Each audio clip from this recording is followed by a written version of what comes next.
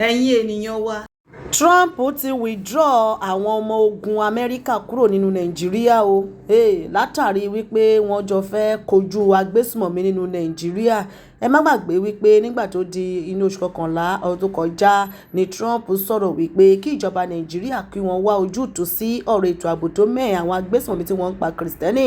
Ó ní tí wọn ò bá ó ṣe òun máa wá kojú ogun sí àwọn agbésùmọ̀mí nígbà tó máa di December 25, 2025. Ẹ mọ̀ wípé ó ju àdó olóró lu àwọn agbésùmọ̀mí ní Sokoto. Ṣùgbọ́n báyìí gẹ́gẹ́ bí ìròyìn tó ń jáde lọ́wọ́lọ́wọ́ báyìí òun náà ni wípé ààrẹ orílẹ̀-èdè Amẹ́ríkà ó ti kó àwọn ọmọ ogun rẹ̀ kúrò nínú Nàìjíríà o ṣùgbọ́n ó fi àwọn intelligence Amẹ́ríkà sílẹ̀. Ìyẹn ni àwọn olùmọ̀ye àwọn tí wọ́n ṣẹ́pọ̀ pẹ̀lú àwọn ológun Nàìjíríà intelligence wọn nìkan ni wọ́n fi sílẹ̀ ṣùgbọ́n gbogbo àwọn ọmọ ogun wọn ni ìròyìn gbé jáde báyìí wípé Amẹ́ríkà ti kó ọmọ ogun wọn kúrò nínú Nàìjíríà. Jẹ́ kí a fi ohùn sí kẹ́bá wa gbọ́ ìròyìn bó ṣe lọ lẹ́kùnrẹ́rẹ́ ní ẹnu brọ́dà wa Ṣeun Òkìbalóyè lórí Channel TV.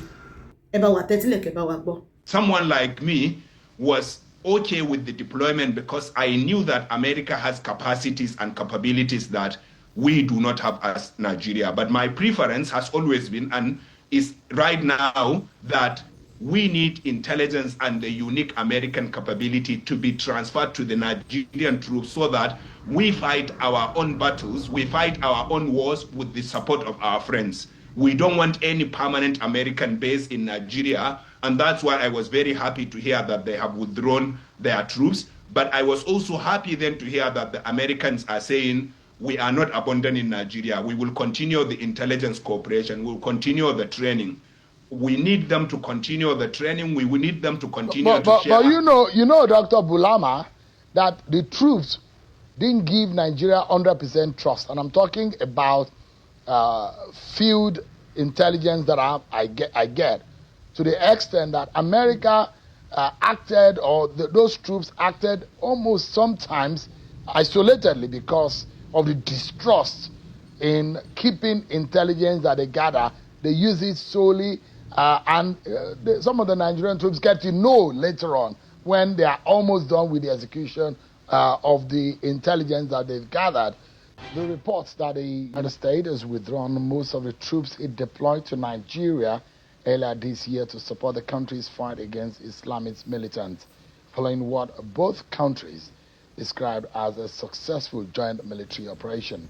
The deployment followed a joint operation launched by Nigerian and U.S. forces in the Lake Chad Basin in December, during which coordinated strikes were carried out against militant targets on Christmas Day, and about 200 U.S. troops were deployed 2 months later to support the operation. According to the U.S. officials, the mission resulted in the killing of senior Islamic State leader Abu Bilal al-Manuki and significantly weakened the group's command structure in Nigeria. Earlier, the General Davinder Singh, a commander of the U.S. forces in Africa, says the operation had disrupted both the local leadership of ISIS and its links to the group's global network, limiting its ability to coordinate attacks.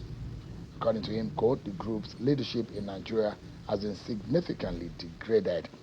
Despite the troop withdrawal, Nigerian military authorities says security cooperation between both countries would continue.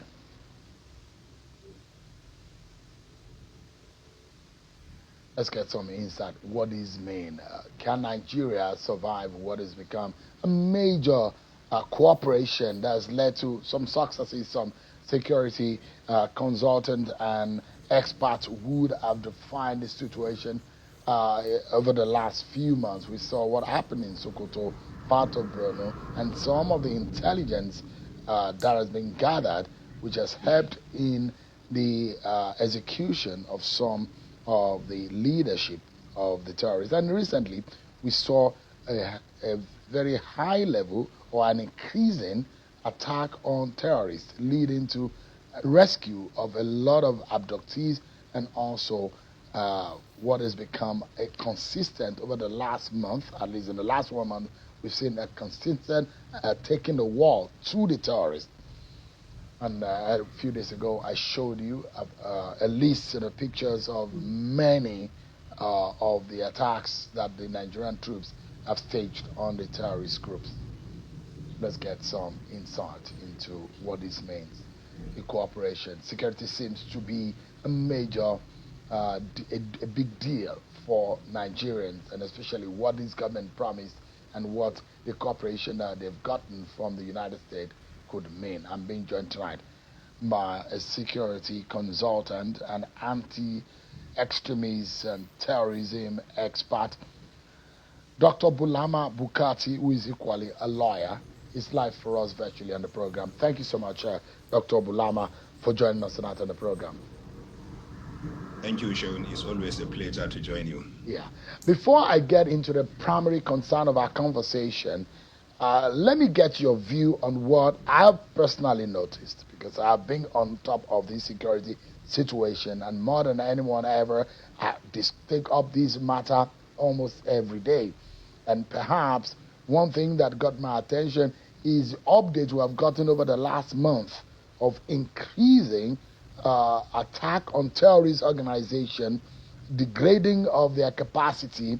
Then we get everyday updates on what the military has done. So I was worried. I was somewhat drawn to some of these updates. I'm concerned to know, curious to know rather, whether this is just some kind of increase in communication of the military, or different from what we've seen before, or actual attack or operation that has become more increasing in the last month. But from your own point of view, what you have seen, what you have heard, the reports you have gotten, and even the military had given a report a few days ago about their operation over the last 1 month or so. In your estimation, how do you describe this scenario that's played out over the 1 month? Yeah, I mean, Sean, I think you are right that there appears to be increased military onslaught or pressure on violent extremist groups and terrorists across Nigeria over the last month or so. But I would say it's a double-edged sword. On the one hand, there has been increased government effort, security forces efforts.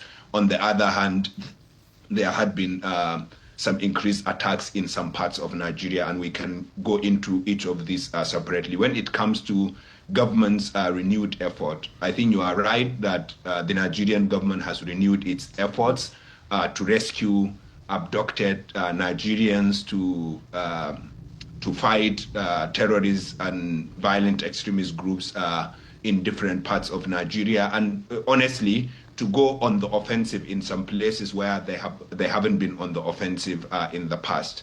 As I understand it, one of the major operations right now is going on in Oyo State, where we had the school children and their teachers abducted. The challenge has always been for the Nigerian government: how do you diversify your capacity?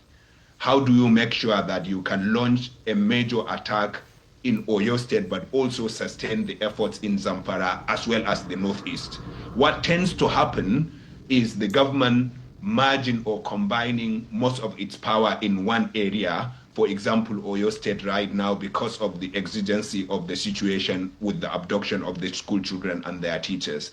What then that does is to give breathing space for the bandits in Zamfara, in Sokoto, in Kebbi, in Borno State. And therefore, I think the major challenge for government is: how do you strengthen our security forces capacity to be able to carry out 2, 3, 4 major onslaughts at the same time? This is number one.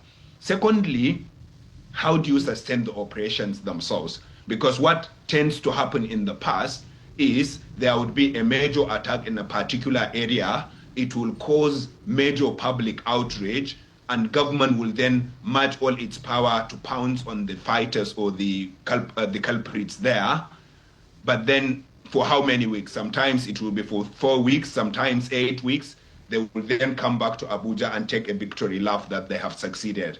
And then that allows the groups to regroup, to rebuild, and to re-emerge. And so the first is, how do we diversify our effort to launch major onslaughts at the same time? And number two, how do we sustain those onslaughts until we are sure violent extremist groups and terrorist organizations are degraded to a level that they would never bounce back.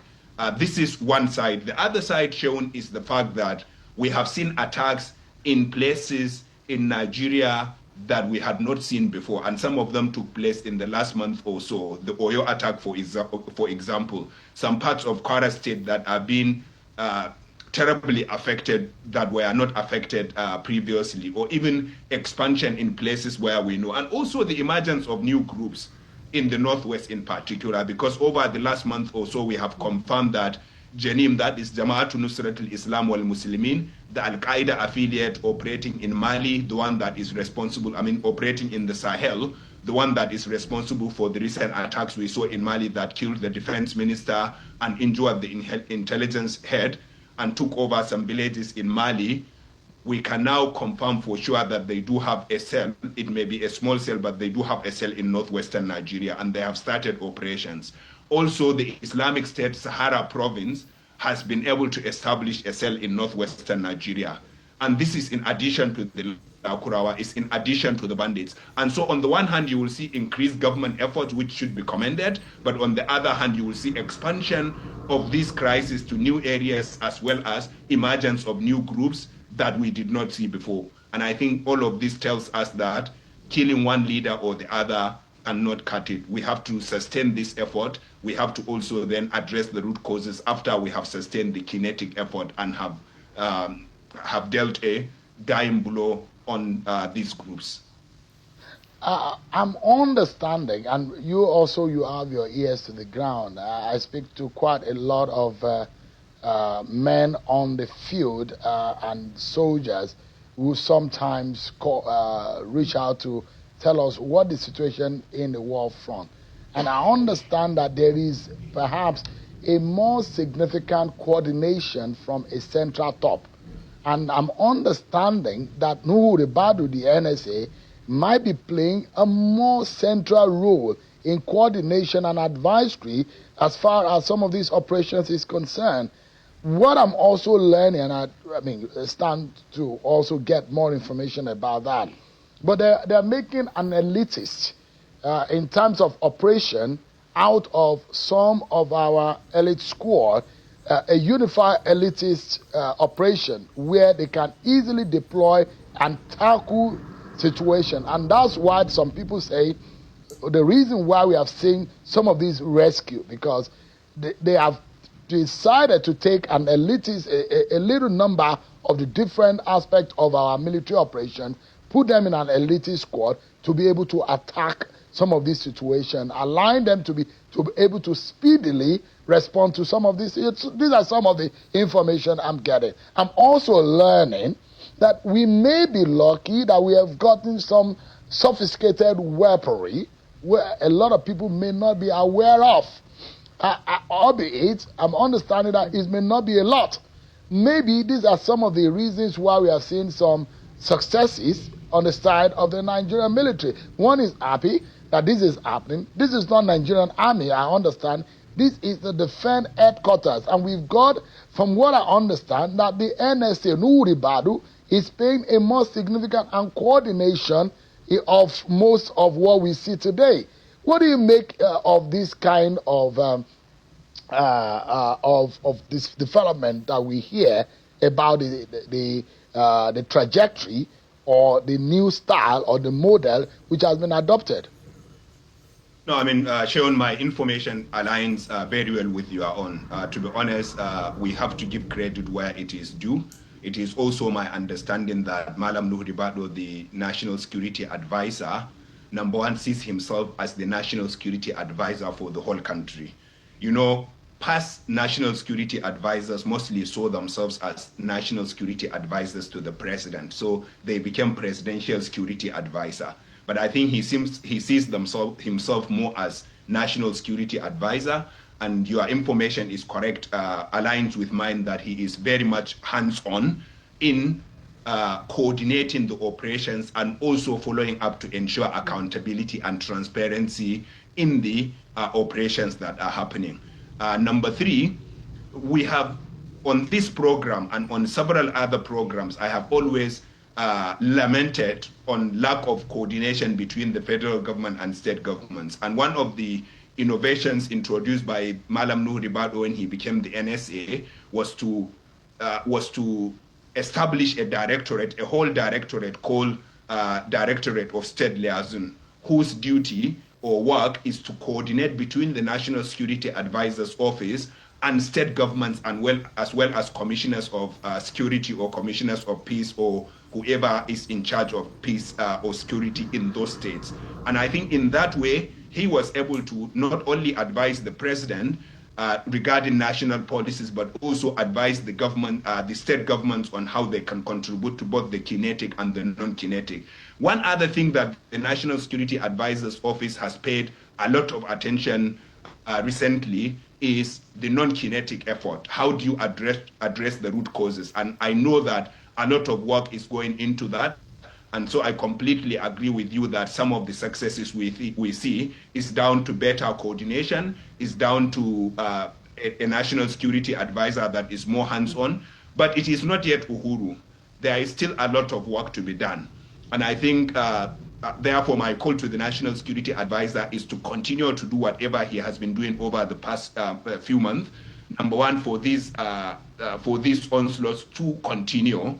But also, John, one thing we saw under the current national security advisor is a large number of suspects being arraigned and being prosecuted, being convicted or discharged. I think over 1,000 people, if my memory serves me well. I am not dumb bank on my numbers, but I know that like 500 were tried recently, and before them another 400 or so were tried. So we see more trials. We have also seen more arrests of some of the biggest leaders. We know that Al-Mainoki was killed in the Northeast recently, but even in the Northwest, we saw some of the biggest leaders of the Mahmuda group, for example, of Ansaru, for example, who were arrested. And these are successes we did not see in past administrations.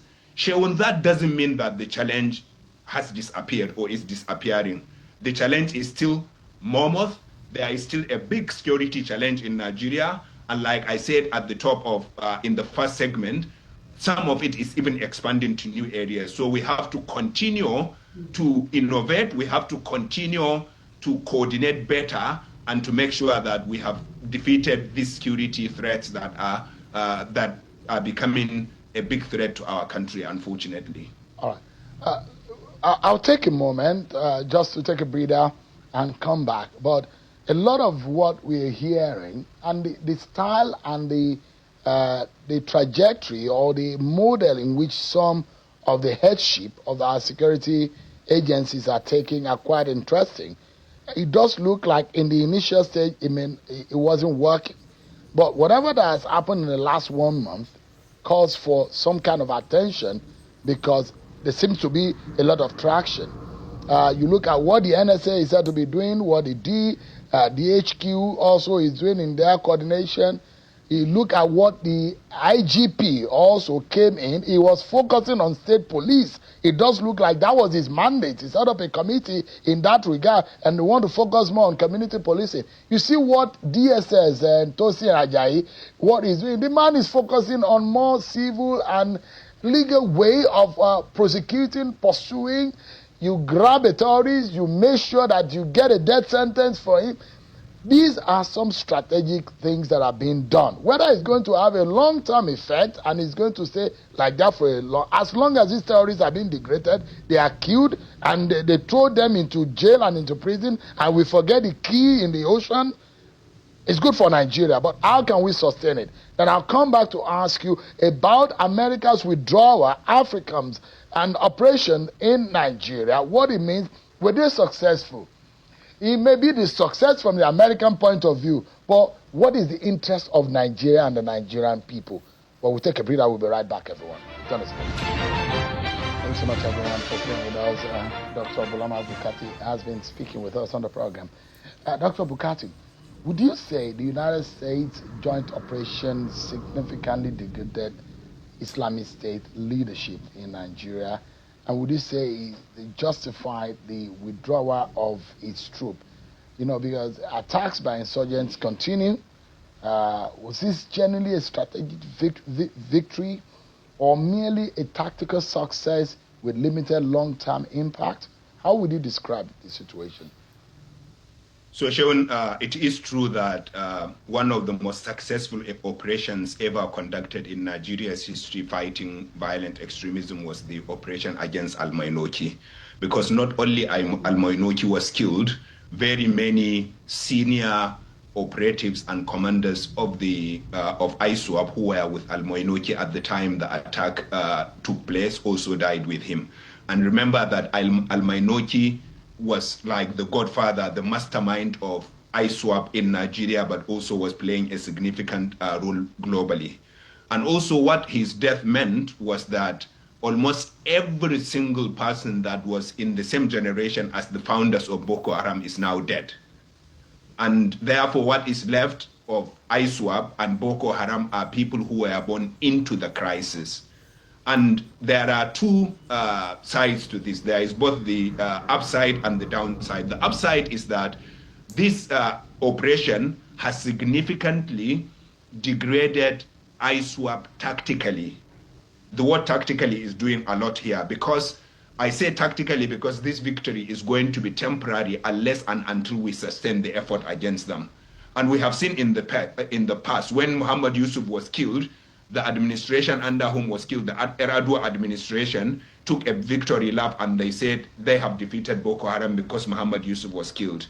A few years ago, like 5 years ago, when Shekau died, the face of Nigerian terror or global terrorism, if you like, we were all clapping that was the end of Boko Haram, but that wasn't the end of Boko Haram or ISWAP, and therefore the killing of Al-Mainoki, even though has disrupted the group significantly, including by the group's own admission, because they have been admitting in ISIS's Al-Naba'a magazine that their operations in Nigeria have been significantly disrupted because of that operation. However, if history has taught us anything, it is their capacity to, it is their resilience, their capacity to re-emerge after these kinds of setbacks. And therefore, my advice is for the Nigerian government and their US partners to continue this intelligence-led operation, to continue to pounce on ISWAP until it is degraded to a level that will make it impossible for it to come back. Now, the downside of it, and of course this is not a criticism against the operation, is that now ISWAP is going to be handed over, or has been handed over, to children who were born into terrorism. Remember that their parents were peaceful, they knew the joy of city life, but they abandoned that and they adopted this life of terrorism and cruelty. Now, these children were people who were born into it, and the son of a terrorist is more brutal than the terrorist himself. And so Nigeria has to be very careful, and that's why we cannot relent in our effort. We have to continue the operation. And if the Al-Mainoki operation has taught us anything, it is the importance of intelligence over firepower. You need firepower in order to succeed, but your firepower is useless if you do not have accurate, up-to-date intelligence that you can use for your to direct your firepower. And I think that is one thing that Nigeria has to do to sustain the gains we have seen recently. You know, the American interest in any country is since 9/11, is to the extent that they want to degrade any terrorist capability to be able to attack American soil. So a lot of people will say the political agenda of America is sometimes not to the local politics or the local interests where they operate, because they have a larger picture, and their bigger picture is the interest of America. Once they see terrorism thrive in any, and they see that the connection could link to America or any American interest, they help, they go and assist. So there are those who will say the description of American success in his own language against us is to the extent in which they think that it could not come back to hit them as a nation. Is that the truth here? Well, it doesn't mean that Nigeria can no longer stay under the threat of this Islamic State.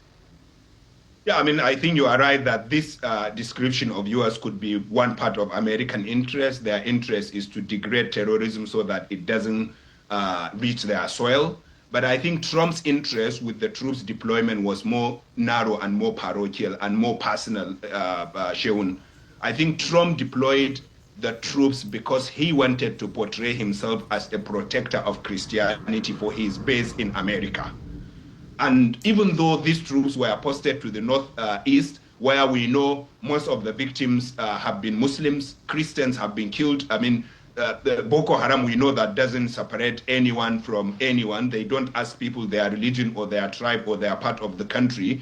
But even now, Trump said he was withdrawing because he has stopped the slaughter of Christians. I think, like I said on your program previously, Trump doesn't care about Nigerian lives. What he cares about is his politics. And for him, he was playing politics. But someone like me was okay with the deployment because I knew that America has capacities and capabilities that we do not have as Nigeria. But my preference has always been and is right now that we need intelligence and the unique American capability to be transferred to the Nigerian troops so that we fight our own battles, we fight our own wars with the support of our friends. We don't want any permanent American base in Nigeria, and that's why I was very happy to hear that they have withdrawn their troops. But I was also happy then to hear that the Americans are saying, we are not abandoning Nigeria. We will continue the intelligence cooperation. We'll continue the training.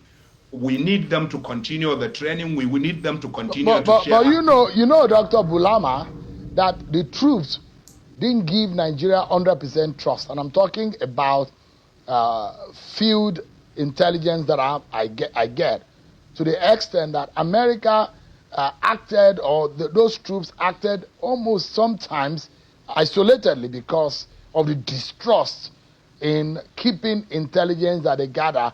They use it solely, and some of the Nigerian troops get to know later on when they are almost done with the execution of the intelligence that they've gathered. But the question here, and my worry, is whether or not Nigeria can sustain the gains alone. We know the capacity. We know that America measure by some indices what the capacity of some of these terror cells could be. The defense headquarters has said that the withdrawal of U.S. troops will not affect ongoing operation. From your own assessment of the Nigeria's military capabilities, is that confidence justified? Yeah, so I mean, the information that the American troops did not trust our troops much is new information to me. I didn't know, and I want to be honest about that. And if that was what happened, to be honest, unless there is some operational reasons for that, then it's going to be highly unfortunate. My advocacy in the West, in the United Kingdom, in Europe, and in the United States of America is always for Western governments to presume good intent on the part of African leaders. You cannot say you love Africans more than African leaders. If anyone will be happy with any success right now in Nigeria, it should be President Tinubu, because he is the president of Nigeria. And my hope and prayer is that he wants Nigeria to succeed. He wants killings to be stopped under him. And I think the Americans would be arrogant if they thought they love Nigeria or they love Nigerians more than their own government. But this applies to African countries where foreign troops, foreign governments don't listen to our governments the way they should listen. They think they know what we want better than us, but we know what we want better than them. So that's what I would say on this.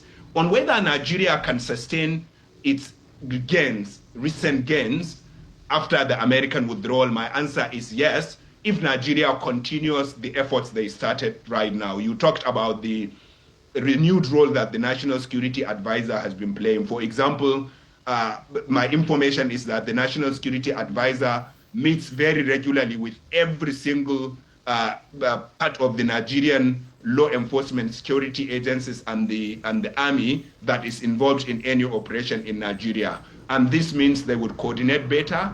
But you have also seen shown that most of the operations recently have been very intelligence-led, whether in terms of arrest, whether the prosecutions, whether the killing of some of the strategic leaders, and that is what we need to continue. But one thing we are not giving enough attention to, and you and I have discussed this time and again here, Sheun, is Nigeria has still not given enough effort to dismantling the supply and finance routes of these terrorist organizations.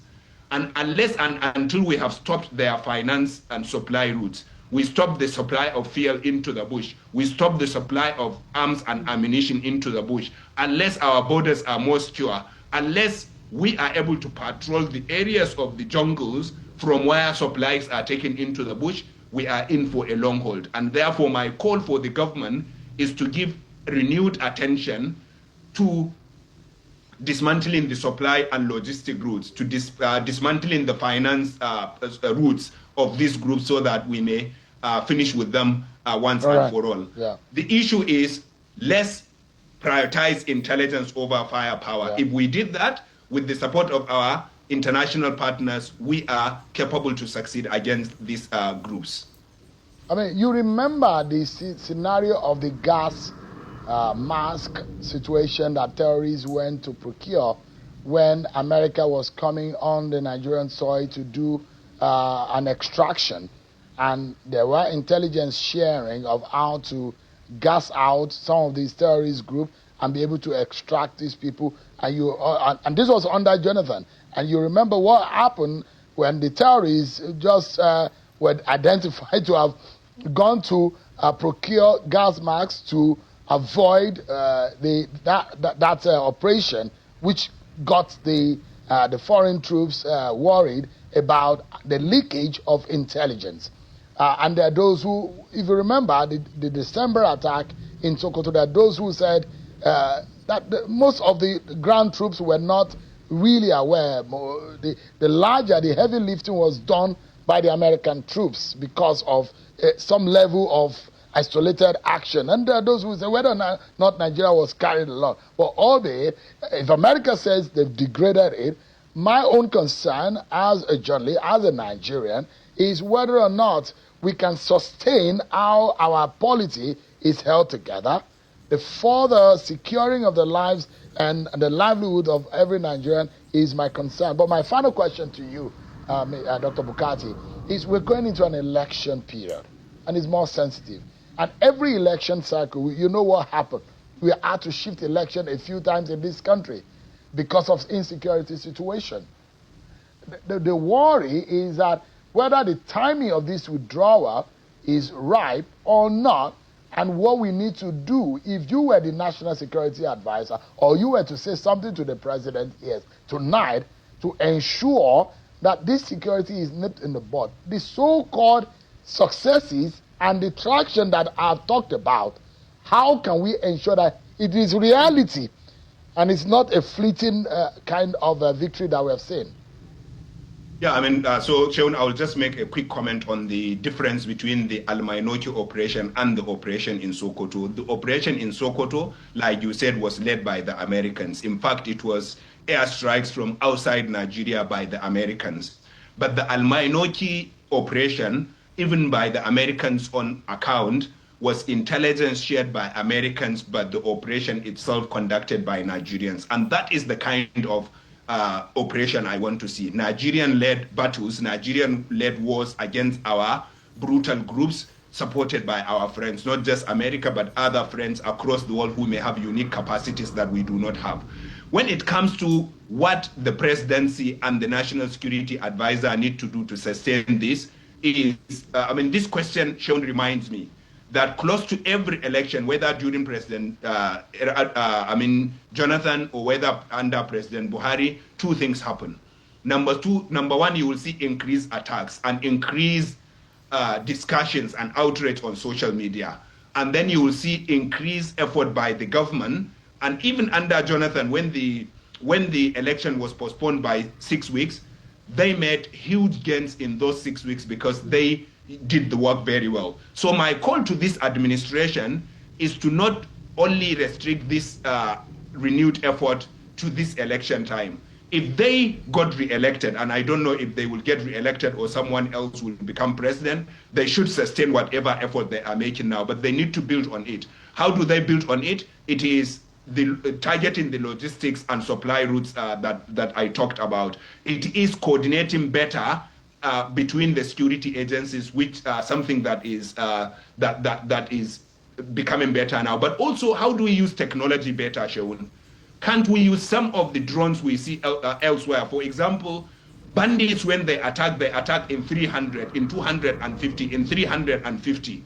Their most vulnerable moments are the periods when they climb their motorcycles in twos and in trees and driving or riding to their target location or back from their target location. Can we use technology and drones to attack them at periods like those so that we can eliminate them more easily? Can we use surveillance drone to secure our borders better? These are some of the issues that we need to look at and some of the efforts we need to do. But also on the policy side, how better can we coordinate with state level? What kind of policies can be introduced by the federal government that can be implemented at the state level? How are we making sure that the state police that is being introduced becomes a net gain rather than a net negative? These are some of the issues the current administration needs to look at and build on if we were to succeed. Dr. Bulama Bukati is a lawyer, is expert in violent extremism and terrorism. Thank you so much indeed for your time tonight and some of the insights you have shared. Always a pleasure having you on. No, thank you very much, Sean, for the opportunity to contribute to my country. Thank you. Ẹ̀yin ènìyàn wa, ẹ bá wa gbọ́ bí ìròyìn yẹn bó ṣe lọ lẹ́kùnrẹ́rẹ́. Ẹ gbọ́ ohun tí brọ́dà wa Ṣeun Ọ̀kíbalóyè táwọn náà sọ wípé ṣé orílẹ̀-èdè Nàìjíríà ṣé wọ́n lè sọ sí di àwọn nǹkan tó wà nílẹ̀ yìí, ṣé ọwọ́ wọn nìkan ká àwọn agbésùmọ̀mí yìí, àti wípé ọ̀rọ̀ tí arákùnrin yẹn tó sọ wípé àwọn agbésùmọ̀mí ikọ̀ jíìmù tí wọ́n pa ológun ní orílẹ̀-èdè Mali gbogbo wọn náà ni wọ́n ti wọlé sínú Nàìjíríà o. Ṣé ti wá rí wípé nílẹ̀ Yorùbá a nílò láti mójútó ọ̀rọ̀ ètò ààbò láti lè rí wípé gbogbo àwọn Fúlàní tí wọ́n ti gba ilé tó ti gbọ̀nà pàápàá jùlọ àwọn tó ti fún nílẹ̀, ọ̀rọ̀ yìí ó kan àwọn ọba, gbogbo àwọn tó ti fún nílẹ̀, àwọn baálẹ̀, a nílò láti fi ọwọ́ gidi mú ọ̀rọ̀ ètò ààbò ní ilẹ̀ Yorùbá. Ẹ̀yin ènìyàn wa, jẹ́ ká rí èròǹgbà yín ní abẹ́ fọ́nrán yìí pẹ̀lú gbogbo ìròyìn eléyìí tẹ́ bá wa gbọ́ yìí. Kí ló ń tẹ́ bá wa rí sọ sí bí Amẹ́ríkà ṣe kó àwọn ọmọ ogun wọn kúrò ní inú Nàìjíríà? Ẹ jẹ́ ká rí èròǹgbà yín o ní orí ìkànnì wa níbí Àṣàkẹ́ TV show. A máa mú wá fún wa gbogbo ẹ̀ bó bá ṣe ń lọ. Ẹ ṣeun.